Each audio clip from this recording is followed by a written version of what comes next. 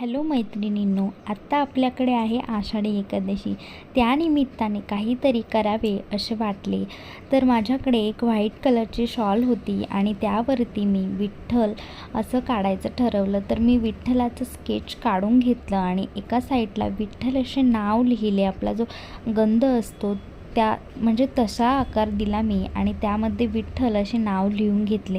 त्यानंतर मी ब्लॅक कलरने त्यावर ड्रॉइंग केली आणि जो ब्लॅक कलर घेतला आहे म्हणजे मी जे कलर वापरलेले आहेत ते आपले ॲक्रेलिक कलर आहे आणि जर म्हणजे माझ्याकडे ते जे होते ते मी यूज केलेले आहे आणि तुमच्याकडे जर फॅब्रिकवरचे कलर असतील तर तेही तुम्ही यूज करू शकता आणि तेही खूप सुंदर दिसतात. तसंच हा जो विठ्ठल हा शब्द आहे त्यामधला ठ आहे त्याला मी रेड आणि येल्लो असं कॉम्बिनेशन केलेलं आहे. जेव्हा पूर्ण तयार होईल तेव्हा तुम्हाला दिसेलच. असा हळदी कुंकवाचा कसा लूक असतो तसा मी दिलेला आहे आणि बाजूची लाईन आहे त्याला सुंदर असा ऑरेंज आणि येल्लो कलरचा शेड दिलेला आहे, जसा अष्टगंध असतो आपला तसा.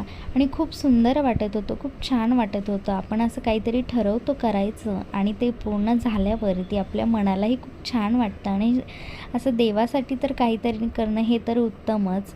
आणि हे विठ्ठल असं तयार झालेलं आहे आणि खूप सुंदर दिसत होता, सुरेख दिसत होता. आणि हे विठ्ठल नाव हे तर खूपच छान झालेलं होतं. असंच नवनवीन व्हिडिओ बघत राहा आणि तुम्हीही असं ट्राय करा.